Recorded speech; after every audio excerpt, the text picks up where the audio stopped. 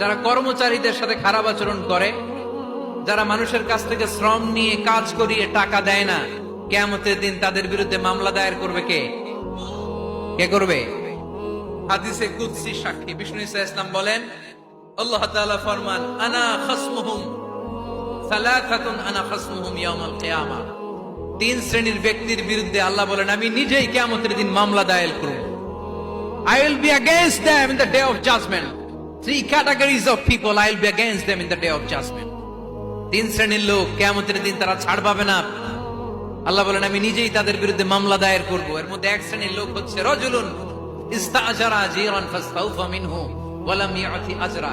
একজন শ্রমিক ভাড়া করে তার কাছ থেকে কাজ নিয়েছে, কিন্তু তার পারিশ্রমিক আদায় করে নাই। এরকম আছে না নাই?